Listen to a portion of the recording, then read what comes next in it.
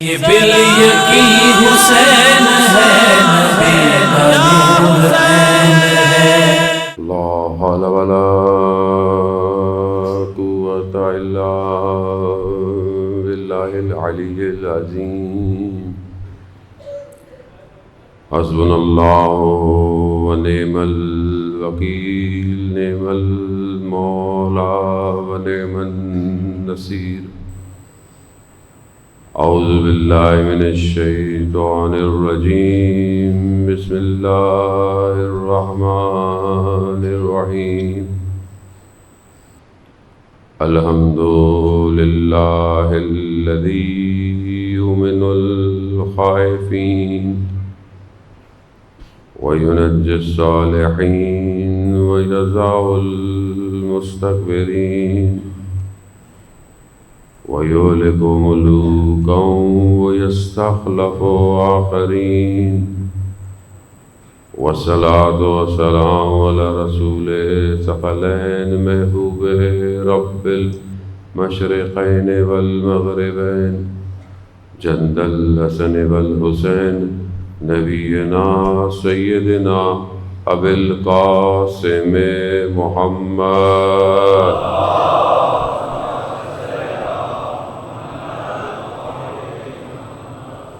وعلى آله الطيبين الطاهرين المعصومين، لا سيما بقية الله في الأرضين، روحي وأرواحنا لتراب مقدمة الفداء، ولعنة الله على أعدائهم أجمعين۔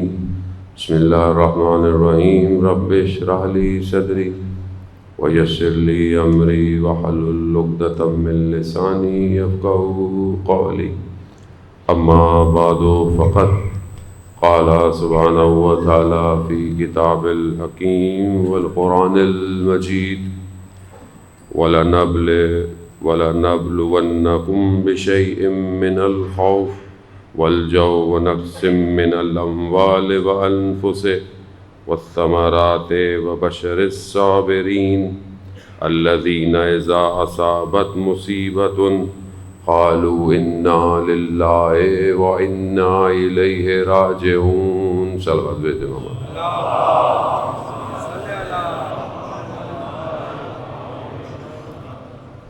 عزیزان محترم، ماہ 9 محرم الحرام ہے اور ایک شب کا مہمان رہ گیا ہے، سیدہ کا لال۔ ہم ایک مصیبت کا ایک حصہ ایک مجلس میں برداشت نہیں کر سکتے، اور وہ سیدہ کا لال فجر سے لے کر عصر تک پورے کرتا رہا۔ وہ عزیزان محترم آسان نہیں ہے، واقعاً آسان نہیں ہے۔ خدا آپ کے عزاداری کو قبول کرے، جس نے بھی جو بھی اپنا کام انجام دیا یہ 9 دن تک۔ وہ یہ عزاداری عزاداران محترم نعمت الہی ہے کہ انسان اس کو ادا کرتا ہے، اور یہ توفیق ہے پروردگار کی طرف سے۔ بہرحال یہ سلسلہ جاری رہے گا ابھی 2 مہینے 8 دن تک، جہاں جہاں آپ کو توفیق ہوگی۔ بس مقصد یہی ہے کہ ہم ان ایام میں اپنے آپ کو دیکھیں کہ جب پچھلے سال محرم میں آئے تھے اور اس سال محرم میں دوبارہ آئے، خدا انشاءاللہ ہمیں اور زندگی دے کہ ہم اس غم کو، اس مصیبت کو اپنی زندگی میں آگے تک پہنچا سکیں۔ لیکن دیکھنا یہ ہے کہ کیا میرے اندر فرق آیا ہے کہ نہیں آیا۔ مقصد امام حسین، قیام امام حسین، سید الشہداء کربلا کیوں آئے تھے؟ یہ چند دن میں آپ کی خدمت میں حاضر ہوا، توفیق الہی تھی اور کوشش پوری کی، اور جتنی مجھے کرنی چاہیے تھی اتنی تو خیر میں نہیں کر سکا، کوتاہی ہے۔ میں سب سے پہلے بہرحال آپ سب بہت امپورٹنٹ ہے، آپ سب اپنا 1 گھنٹہ نکال کر 1.5 گھنٹہ 2 گھنٹہ لا کر، یہ بڑی ذمہ داری ہے ہمارے کاندھے پر۔ یہ 1 گھنٹہ میرا نہیں ہے، یہ لاکھوں گھنٹے ہے جس کا قیامت میں نے جواب دینا ہے۔ تو یہ بہت ذمہ داری ہے کہ بہرحال انسان جو ہے وہ کوشش کرے۔ اس سال جو بہرحال دنیا کے حالات اور جو چینجز، جو جیو پولیٹیکل سچویشن، اس سب کے اثرات ہیں عام آدمی کی زندگی کے اوپر. اور اسی سے میں آپ کی خدمت میں ایکسٹریکشن جو لے کر آیا وہ روایت الہی تھی کہ الہی نیریٹو کیا ہے. قرآن حادثوں کو بیان کر رہا ہے، قصوں کو بیان کر رہا ہے، مگر صرف اس لیے نہیں کہ آپ کو قصے سنائے جائیں اور آپ سو جائیں. قصے عبرت کے لیے ہیں. اب اس قصے سے روایت الہی کیا ہے، یہ انبیاء کا کام تھا کہ ایکسٹریکٹ کر کے ہمیں دے دیتے. قرآن کی میں نے ہر روز مختلف آیت کی آپ کو تلاوت کی، اور سب میں سے جو سنت الہی اس میں سے ایکسٹریکٹ ہو سکتا تھا میں نے آپ کی خدمت میں بیان کیا. مقصد کیا تھا؟ مقصد یہ ہے کہ یہ دنیا جس طرف بڑھ رہی ہے، اس بڑھتے ہوئے حوادث ہیں، انسیڈنٹ ہیں، تصادف ہے، واقعات ہیں، اور یہ ہوتے رہیں گے. ہم ان حادثوں کو کیسے دیکھ رہے ہیں؟ گراؤنڈ ریئلٹیز پہ. اور شیطان ہمیں کیا دکھانا چاہتا ہے، سیٹینک جو نیریٹو ہے وہ کیا ہے. لیکن ان سب میں جو چیز حقیقت ہے وہ الہی نیریٹو ہے. اللہ ان حوادث سے ہمیں کیا بتانا چاہ رہا ہے؟ اللہ اکبر، یا رسول اللہ، کل میں بڑا تیزی سے بس یہ اپنی گفتگو کو تھوڑا سا، کیونکہ آخری مجلس ہے، نہ کہ آخری مجلس ہے، بہرحال آج کی ان ایام کی آخری مجلس ہے. عزیزان محترم، کہ ہمارا جو سٹارٹ ہوا کہ ہم یہ بتائیں کہ یہ حوادث ہے، یہ نظام الہی ہے اور اللہ کی اصل حاکمیت ہے. اللہ نے اپنے بندے کو خلق کیا، ولایت کو اس کے اندر پینیٹریٹ کیا اور اس کو روئے زمین پر اتارا. But he didn't come alone, وہ اکیلا نہیں آیا. اس کے مقابلے میں ایک اور سسٹم زمین پر آیا جسے خدا نے اجازت دی، اور اس نے تصادم کیا اللہ کے نظام کے ساتھ. مقابلے میں آتا رہا اور اپنے نیریٹو کو بلڈ کرتا رہا. سیٹینک، اس نے ہر داستان سے اپنا ایک واقعہ الگ نکالا، لوگوں کے دلوں میں وہم ڈالا، توہم ڈالا. کہ جو کربلا کے معاملے میں بڑی سادی سی مثال ہے کہ کئی عرصے تک لوگوں کے ذہنوں میں ڈالا، دو شہزادوں کی جنگ تھی، کوئی بڑی بات نہیں تھی، آپس میں ہو گئی، اور تو ایسی کوئی بات نہیں ہے کہ آپ اس کو اتنا جو ہے وہ زور و شور سے منایا کریں، ماتم کی کیا ضرورت ہے بلا. خوب یہ سٹینک نیریٹو تھا حادثے کا. جبکہ جو کربلا آیا تھا، جس نے کربلا کو ڈیزائن کیا، وہ انبیاء کا وارث تھا. وہ انبیاء کی اس لیگسی کو لے کر کربلا آیا ہے. خوب یہ میں نے بہرحال ڈاٹس کو آپ کے کنیکٹ کیا، میں ریپیٹ نہیں کرنا چاہتا. خوب یہ سسٹم ولایت کا سسٹم ہے. ولایت کے مقابلے میں ہمیشہ استعمار ہے، فرعون ہے، نمرود ہے، شداد ہے، سب ہے. اسی کے اندر بہرحال میں نے آپ کو بیان کیا کہ اللہ کا نظام ہے. اللہ تعالیٰ جو اس عالم سے اپنے آپ کو عالم خیال اور عالم عقل سے متصل کرتا ہے، اس کے اوپر ڈاؤن لوڈ ہوتا ہے، یعنی وہ کنیکٹ ہو جاتا ہے اس عرش کی طرف. کیونکہ عرش تک جانے کے لیے کرسی درمیان میں ہے گئے. پروردگار قرآن میں بھی کہتے ہیں وسیع کرسی السماوات والارض. کرسی جو ہے اس نے زمین اور آسمان کا احاطہ کیا ہوا ہے. کرسی کیا ہے؟ کرسی نہیں ہے، کرسی تشبیہ دی گئی ہے. حاکمیت ہے، محیط ہے، اس نے کور کیا ہوا ہے. لیکن اس کے اوپر عرش ہے، اس کے اوپر صفات الہی ہیں، اسماء الہی ہیں. یہ پوری چیز جو ہے وہ ایک فارمیٹ میں نیچے ڈاؤن لوڈ ہو رہی ہے. جب کرسی کے اوپر چیز آتی ہے تو وہ ولایت جو ہے وہ پھر نیچے ڈاؤن گریڈ ہوتی ہے اس عالم کے اوپر. اب ان صفات کا جو عالم عرش سے اوپر ہے، اس صفات کا مظہر پروردگار نے ان ہستیوں کو بنایا تاکہ آپ اس صفات کو لمس کر سکیں. وہ صفات یعنی رازق ہے. وہ رزق کو کیسے آپ ڈیفائن کریں گے؟ وہ کریم ہے، اس میں کرامت پائی جاتی ہے. تو یہ کریم دنیا میں آپ کو کہاں نظر آئے گا کہ آپ اس کرامت کو دیکھ سکیں؟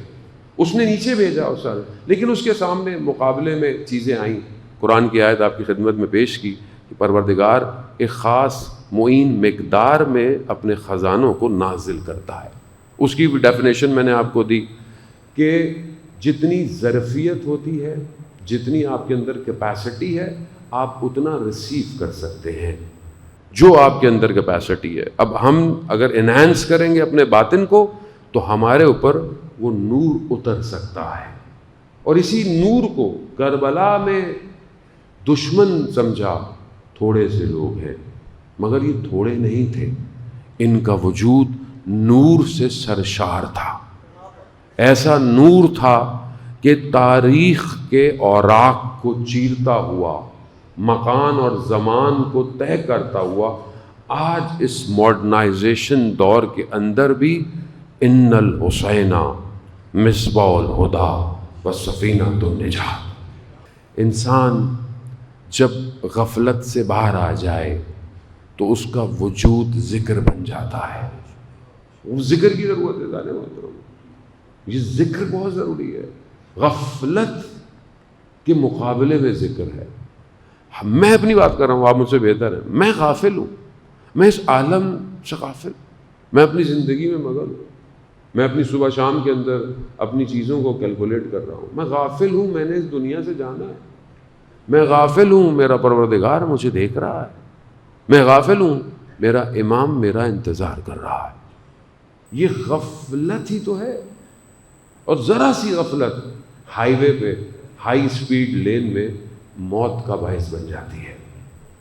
یہ زندگی بھی ایسی فاسٹ ہے، فاسٹ، کسی کو موقع نہیں دے رہی ہے، کسی کو لمحہ نہیں دے رہی ہے۔ عزیزان محترم، آج زندگی ایسی نہیں ہے، بہت جلدی موت، ہارٹ اٹیک، اینگزائٹی، ڈپریشن۔ کیوں؟ کیونکہ جتنا ہم فاسٹ فوڈ کنزیوم کر رہے ہیں اتنے ہی فاسٹ ہم دنیا سے جا رہے ہیں۔ پیزا یہ کھا رہے ہیں، کھا کیا رہے ہیں یہ بھی نہیں پتا، اندر مٹیریل کیا ہے نو بڈی نوز۔ یہاں بریکٹ میں عزیزان محترم، اللہ نے خوراک پہ انسان کو بہت فوکس کیا۔ آپ احادیث اور روایت کو دیکھیں، لقمہ بہت امپورٹنٹ ہے۔ کیوں زندگیاں ویسی نہیں ہیں، برکت زندگی کیوں نہیں ہے؟ کیونکہ جو اندر جا رہا ہے وہ بغیر فلٹر کے اندر جا رہا ہے۔ لقمہ بہت امپورٹنٹ ہے۔ یہ جو ہم کھا رہے ہیں، ہم کیا کھا رہے ہیں؟ آج معاشرے میں اتنی بے حیائی برائی کیوں ہو گئی ہے؟ آج آپ کو پتہ نہیں چلتا کہ مطلب آج فرق نہیں محسوس ہوتا، بے پردگی، بے حیائی، برائی، ٹی وی، میڈیا سب آپ کے سامنے ہے۔ کیوں ہو گئی ہے؟ کیونکہ خوراک اثر کر رہی ہے۔ لقمہ انسان کے وجود سے حیا کو کھینچ لیتا ہے۔ روز عاشورہ سید الشہداء نے خود فرمایا کہ تمہیں میری بات اثر نہیں کرے گی۔ کیوں نہیں کرے گی؟ کہا تمہارے شکم میں حرام لقمہ ہے۔ یہ ہر چیز کنیکٹڈ ہے۔ میرا عبادت میں دل نہیں لگ رہا، مجھے نماز میں لذت نہیں مل رہی، میں قرآن کی تلاوت کروں مجھے مزہ نہیں آتا، میں تھوڑی سی دیر کروں مجھے کچھ ہو جاتا ہے، اور کچھ اور سنتا رہوں میں 1 گھنٹہ 2 گھنٹے، موبائل ہاتھ میں ہے، انٹرنیٹ ہاتھ میں ہے، سب کے پاس ہے ماشاءاللہ۔ کتنی دیر ہم قرآن پڑھتے ہیں موبائل میں، کتنی دیر قرآن سنتے ہیں؟ کیوں؟ ایسا نہیں ہے کہ آپ مسلمان نہیں ہیں، ایسا نہیں ہے کہ آپ کا دل نہیں چاہتا، ریپیلشن ہے۔ ریزن کہ ہمارے باطن میں مشکلات پیدا ہو گئی ہیں۔ عزیزان موت، اب یہ بہت ضروری ہے، اگر چاہتے ہیں سید الشہداء کے لشکر میں آنا تو باطن کو پاک کرنا پڑے گا، اور باطن ظاہر سے افیکٹ ہوتا ہے، ظاہر سے۔ سب دیکھ لوں، سب سن لوں، سب بول دوں، ایسے نہیں چلے گا۔ خاموش حکمت کے چشموں کو جاری کرے گا، بہت ضروری ہے۔ بہرحال جو ہر روز میں نے آپ کی خدمت میں ایک آیت الہی اور اس میں سے ایکسٹریکشن نکالا، آج کی جو آیت میں نے آپ کی خدمت میں پیش کی اس کا آخری حصہ تو آپ سنتے رہتے ہیں، جب بھی کسی کا انتقال ہوتا ہے تو آپ کہتے ہیں انا للہ و انا الیہ راجعون۔ بہرحال سورہ بقرہ کی آیت نمبر 155 اور 156 ہے۔ پروردگار جو ہے وہ اپنے پیغمبر کو یہ بات کہہ رہا ہے کہ بلا کسی قید کے، بغیر استثناء کے، یعنی ایوری ون انکلوڈڈ ہے اس میں، کہ تم سب کو آزمایا جائے گا۔ یہ نہیں کہا کہ اس کو آزمایا جائے گا، اس کو نہیں، سب کو بغیر استثناء کے سب کو آزمایا جائے گا۔ کس سے آزمایا جائے گا؟ پروردگار کہہ رہے میں تمہیں آزماؤں گا۔ کس سے؟ من الخوف، خوف سے، من الجوع، بھوک سے، یعنی گرسنگی سے، بھوک سے، اور آگے بڑھتا ہے من الاموال، مال سے، من الانفسکم، تمہیں تمہاری اپنی جان سے، مال سے، بھوک سے، خوف سے، تمہاری اپنی جان سے، اور میووں کا بھی ذکر کیا گیا، من الثمرات، ان چیزوں سے خدا کہہ رہا ہے، پیغمبر کو کہہ رہا ہے بغیر استثناء کے، میں سب کو آزماؤں گا، سب کو آزماؤں گا۔ پھر آگے کہتے ہیں پیغمبر بشارت دے دو ان کو جو صبر کرنے والے ہیں، یعنی آزما بھی رہا ہے اور پھر کہہ رہا ہے کہ پیغمبر ان کو خوشخبری دے دو، کن کو؟ جو صبر کریں گے۔ اور صبر کرنے والے کون ہیں؟ یہ صبر کرنے والے وہ ہیں کہ جب ان پر مصیبت پڑتی ہے تو یہ کہتے ہیں انا للہ و انا الیہ راجعون۔ یہ ایک فارمولہ ہے، یہ نہیں کہا کہ یہ جنگ بدر کے لیے، جنگ احد کے لیے، جنگ خندق کے لیے، نہیں، یہ قیامت تک کا فارمولہ ہے، آزماؤں گا۔ میں نے اسی کے ذیل میں آپ کی خدمت کی، مولا متقیان حضرت علی ابن ابی طالب علیہ السلام،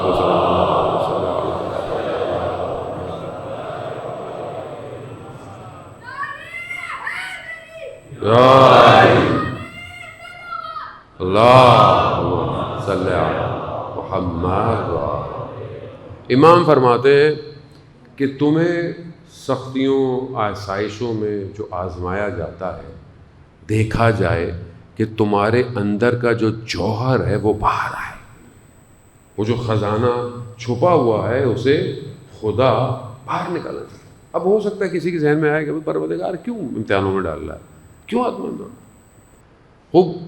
جو درخت آپ اپنے باغ میں بڑا کرتے ہیں نا، اس کی تنے اتنے مضبوط نہیں ہیں، اس کی ٹینیاں بھی بڑی نازک ہوتی ہیں، ذرا سی ہوا چلتی ہے گرنا شروع ہو جاتا ہے۔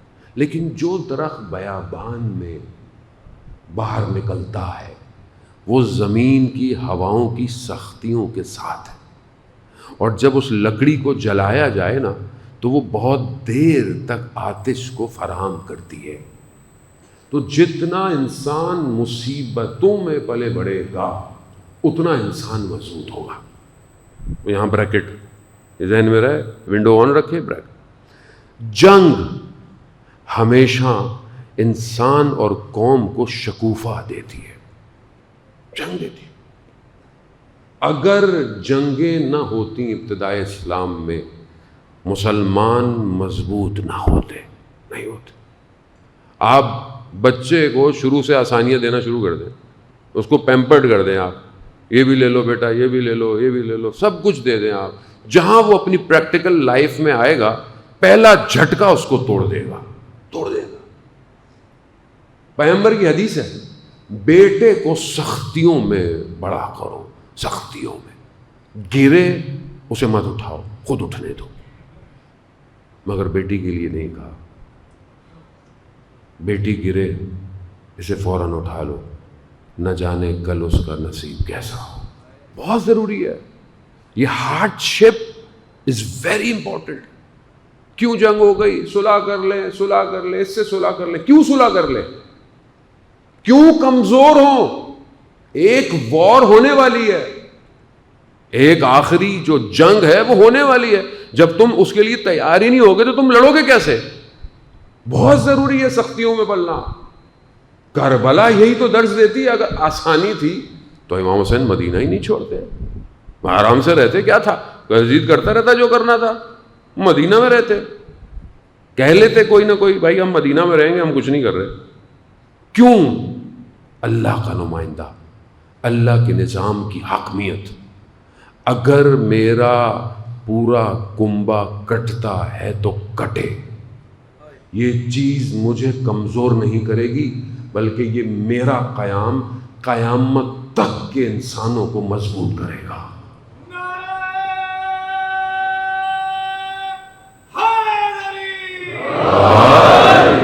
یہ ضروری ہے انسان ہوتا ہوں۔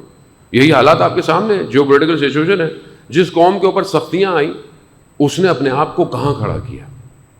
سب سے زیادہ خدا کہہ رہا ہے میں تمہیں، خدا قرآن کی آیت ہے، جانے ہوتا ہوں، مطلب باہر سے گفتگو نہیں ہے، کوئی ٹی وی کی رپورٹنگ نہیں ہے، قرآن آپ کو یہ کہہ رہا ہے کہ میں تمہیں آزماؤں گا، مال سے، بھوک سے، سختیاں ہوں گی، سینکشنز لگیں گی تمہاری جان پہ، تمہیں مارا جائے گا، میں تمہیں آزماؤں گا، میں ہر چیز سے آزماؤں گا، مگر صبر کرنا۔ یہ راستہ ہے، راستہ یہی ہے۔ دو راستے میں نے آپ کو شروع میں بھی کہا، انبیاء کے دو کام، ہدایت، تبلیغ اللہ کی طرف، اور اگر کوئی نہیں ہے تو سامنے والے کو یہ نہیں کہا کہ نہیں کوئی مسئلہ نہیں، جنگ ہے، جنگ ہے۔ قرآن ٹکراؤ بتا رہا ہے، ایک نبی پورے نظام فرعون سے ٹکرا رہا ہے، ہر جگہ ٹکراؤ ہے۔ کہاں ٹکراؤ نہیں؟ میں نے آپ کے سامنے، کل آپ کے سامنے میں نے 3 سے 4 جنگیں پڑھی، بدر پڑھی میں نے آپ کے سامنے، احد پڑھی آپ کے سامنے، حمراء الاسد پڑھی آپ کے سامنے، صلح حدیبیہ کا واقعہ میں نے، کیا ہے؟ ٹکراؤ ہے، ٹکراؤ ہے۔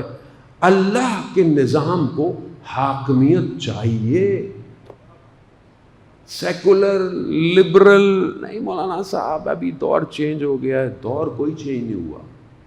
خدا کا راستہ یہی ہے ذہن محترم۔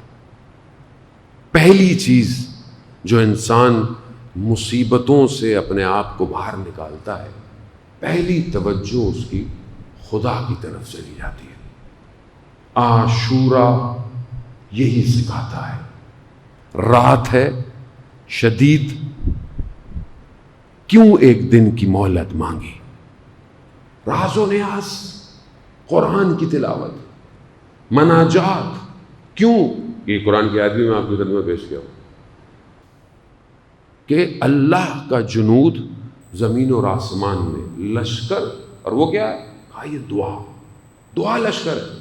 لڑنا ہے کل، لیکن بدن تو ٹوٹ جائیں گے، لیکن یہ کامیابی، یہ مناجات اور قرآن کی تلاوت قیامت تک لے کے جائے گی، اور لے کے گئی ہے۔ آج جو آپ یہاں بیٹھے ہوئے ہیں، اس میں آپ کا اور میرا کوئی کمال نہیں ہے، یہ امام حسین کا کمال ہے، یہ اس سجدے کا کمال ہے جو پیاس میں دشت کربلا پہ کیا گیا،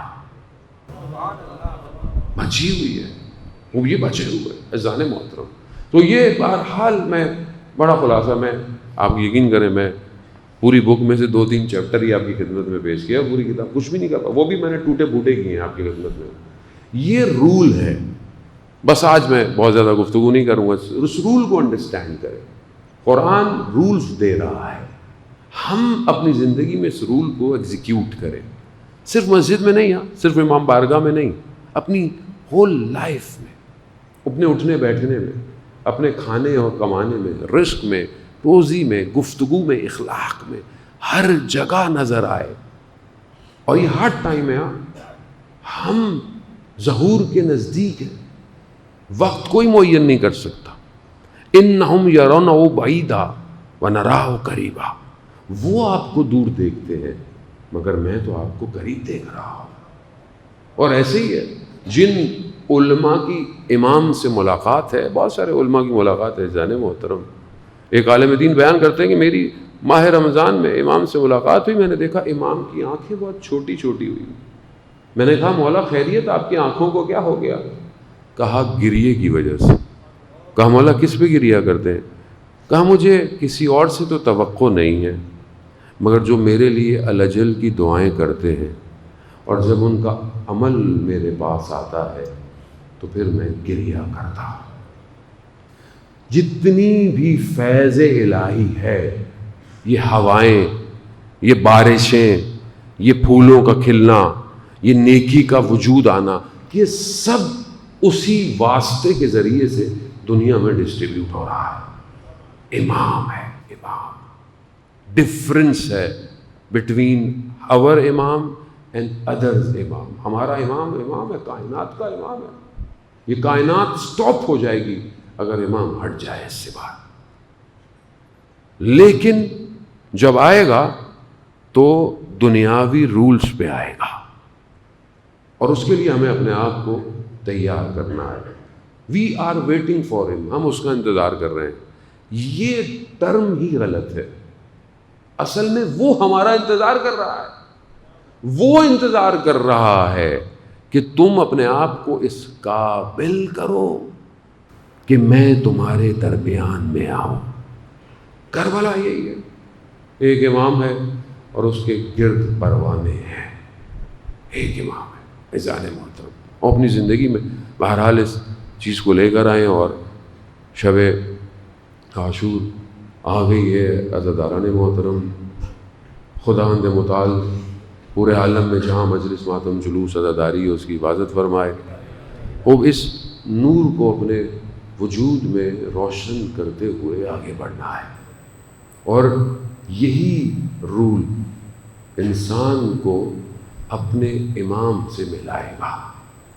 سب سے زیادہ جو کربلا کا غم رکھتا ہے وہ امام ہے. امام زیارت نائیہ آپ پڑھیں، اس کا ترجمہ پڑھیں. ہم نے کربلا سنی ہے، امام کربلا کو بے عین ہی بیان کر رہے ہیں. جیسے کربلا ان کے سامنے ہو رہی ہے، کربلا بالکل ان کے سامنے. عبد الکریم کفاش تہران کا رہنے والا، جس کے بارے میں معروف تھا کہ ہر ہفتے امام سے ملاقات کرتا ہے. کفاش تھا، کام کرنے والا تھا. ایک دن خود امام سے پوچھتا ہے. امام نے پوچھا کہ اگر ہم تم سے ملنے نہ آئیں تو کیا ہوگا؟ کہا مولا مر جاؤں گا. کہا اسی لیے ہم تم سے ملنے آتے ہیں. وہ اپنے آپ کو کیسے ہوا؟ کسی نے پوچھا اس سے، علماء ان کی خدمت میں پہنچ، آپ کیسے اس مقام پہ پہنچے کہ امام آپ سے ملنے آتے ہیں یا آپ امام کی زیارت کرتے ہیں؟ کہا میں نے خواب میں رسول خدا حضرت محمد مصطفیٰ صلی اللہ علیہ وسلم، کہا میں نے امام کو دیکھا، رسول خدا کو دیکھا. میں نے پوچھا کہ یا رسول اللہ میں آپ کے فرزند کی زیارت چاہتا ہوں. تو انہوں نے کہا کہ وہ کرو جو وہ خود کرتے ہیں. کہا وہ کیا کرتے ہیں؟ کہا وہ صبح شام امام حسین پر گریا کرتے ہیں. یہ گریا بہت قیمتی ہے، یہ آنسو بہت قیمتی ہے، اس کی قیمت دنیا نہیں لگا سکتی. یہ آنسو کا قطرہ روز محشر میں آپ کو بتائے گا کہ اس کی قیمت کیا ہے. کہتے میں نے بھی صبح اور شام رونا شروع کر دیا. لیکن زیارت نائیہ کے جملے عزاداران محترم، امام خون کے آنسو ہوتے ہیں. کس وجہ سے؟ فرماتے ہیں کہ میں اس زمانے میں نہیں تھا، میرے اور آپ کے درمیان زمانے کا فرق ہے. اگر میں بھی ہوتا تو میں بھی آپ کی خدمت میں پہنچتا. خون کے آنسو. میرا سلام ہو ان رخساروں پر جو خاک میں گرے رہے. میرا سلام ہو اس محاسن پر جس میں خون لگا رہا. عزاداران محترم، مصیبت بہت بڑی مصیبت ہے. آپ نے مصائب سنے، بیٹی کے مصائب سنے، آپ بھی بیٹیوں والے ہو گئے.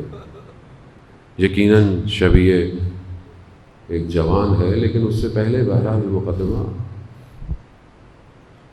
روز عاشور کے مصائب آپ کل سنیں گے. میں بس ایک جملہ کہتا چلوں عزاداران محترم. جو چھوٹی بیٹی ہوتی ہے نا، وہ سب سے آخر میں ملتی ہے جب آپ کہیں جا رہے ہو، رخصت ہوتے ہوئے، کیونکہ وہ لاڈلی ہوتی ہے نا. وہ کہتی ہے میں اپنا حصہ آخر میں رکھوں گی. عزاداران محترم، آپ بھی بیٹیوں والے، میں بھی بیٹیوں والا ہوں. میری بھی چھوٹی بیٹی ہمیشہ مجھے آخر میں ملتی ہے، اور جب بھی فون کرو پوچھتی ہے کتنے دن رہ گئے. اور جب آپ گھر جاؤ تو سب سے پہلے آپ کو ملتی ہے. یہ قانون انسانیت ہے. یہی کربلا میں ہوا. سب سے ودا کر لیا. امام حسین کی سواری، چھوٹی سی بچی ہے جو سواری سے لپٹی ہوئی ہے. امام نیچے اترے، بچی کو گلے لگایا. بچی بھی جانتی ہے جو صبح سے گیا ہے وہ واپس نہیں آیا، وہ واپس نہیں آیا. گلے لگایا، گریہ کیا. بچی نے ایک جملہ کہا، بس عزادارہ نے ضرور. بچی نے کہا بابا ہمیں مدینہ چھوڑاؤ. امام نے کہا بیٹا اب دیر ہو گئی ہے. بس عزاداران محترم، بس یہی بچی ذیشان حیدر جوادی کہتے ہیں روز عاشور جب جناب علی اکبر خیموں میں گئے تو خیموں سے ودا کر کر نکلنا چاہتے تھے. فرماتے ہیں جیسے ہی پردہ ہٹتا تھا پھر پردہ گر جاتا تھا، پھر ہٹتا تھا پھر گر جاتا. کہا میں نے غور سے، راوی کہتا ہے، دیکھا ایک چھوٹی سی بچی ہے جو علی اکبر کو پکڑ رہی ہے. یہ بچی بہت مظلوم ہے عزاداران محترم. بچی جانتی ہے نا بھائی نہ جانے جناب علی اکبر خیمے میں کیا کہہ کر آئے کہ میں اب جا رہا ہوں، میں واپس نہیں آؤں. جانتے ہیں نا یہ جوان کون ہے؟ آپ سب جوان ہیں، آپ کی جوانیاں جناب علی اکبر پر قربان ہو عزاداران محترم. آپ کے بچے جوان ہیں، میرا بھی بیٹا جوان ہے. میں اس کو ویسے ہی دیکھتا ہوں کہ اگر خدا نے مجھ سے مانگ لیا کہ اس کو قربان کرو، قربان کرو گے؟ اللہ اکبر، اللہ اکبر. وہ جوان کی معرفت کیسی معرفت ہے کہ بابا کے پیچھے پیچھے چل رہا ہے. اچانک سے امام حسین کی آنکھ لگی، آنکھ کھلی، انا للہ و انا الیہ راجعون. بابا خیریت؟ یہ کلمہ استرجاع آپ کی زبان پہ کیوں جاری ہو گیا؟ کہا بیٹا میں نے دیکھا خواب میں منادی ندا دے رہا ہے، موت اس کاروان کے پیچھے پیچھے ہے. اب آپ خود سوچیں، جتنا بھی پرہیزگار ہو، متقی ہو، جب وہ ایسی بات سنے گا تو سب سے پہلے تو یہی بولے گا نا کہ اچھا تو ہم پھر کیسے بچیں موت سے؟ موت پیچھے ہے تو ہم بچیں کیسے؟ مگر معرفت علی اکبر. کہا بابا الیسنا بالحق، کیا ہم حق پہ نہیں ہیں؟ کہا نہیں بیٹا ہم حق پر ہیں. بس جب حق پر ہیں رستہ پتہ چل گیا. اب آپ دیکھیں جناب علی اکبر کا جملہ. کہا بابا کیا فرق پڑتا ہے ہم موت پہ جا پڑے یا موت ہم پر آ پڑے؟ علی اکبر ہے، اس کو پہچان ہے. موت حسین کے کاروان میں مانے نہیں رکھتی. موت کو شکست دیا ہے، ایسا موت کو ہرایا ہے کہ موت ان کے قریب نہیں آتی.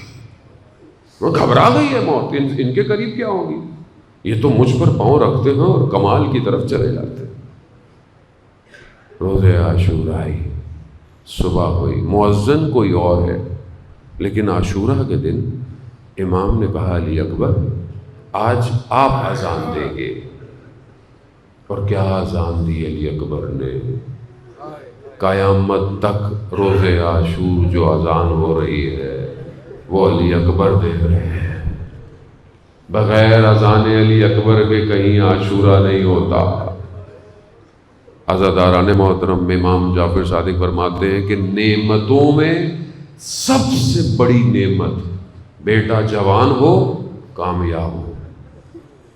باپ کے لیے بڑا افتخار ہے بیٹا کامیاب ہو.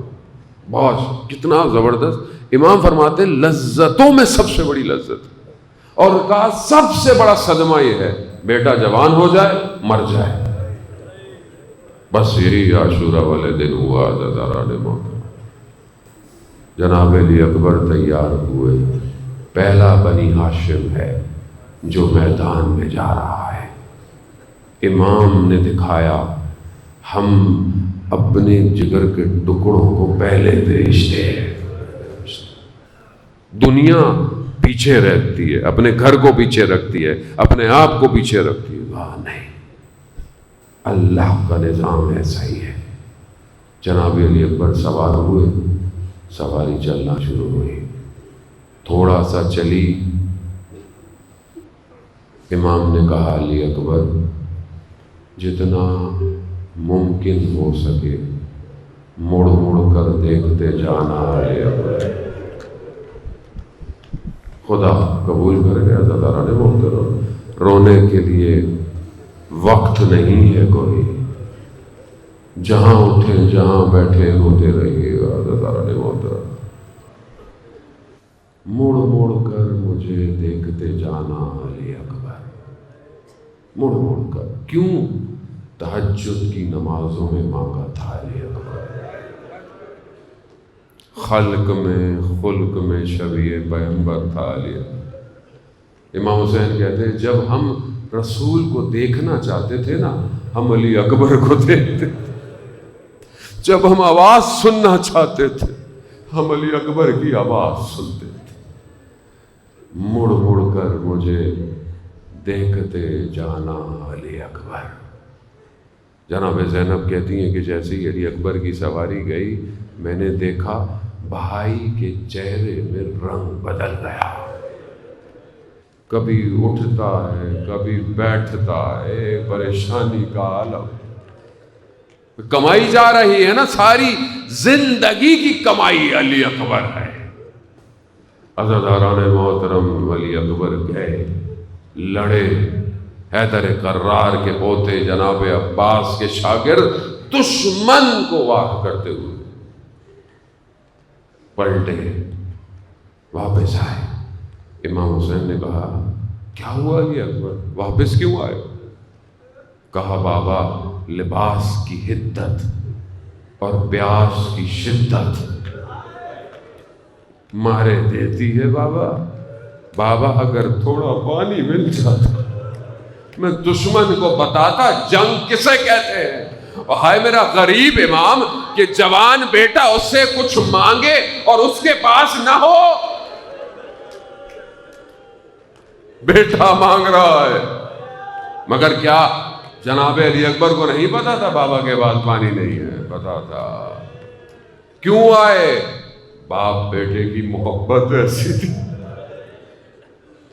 امام نے اپنی زبان مبارک کو علی اکبر کے دہان مبارک میں رکھا.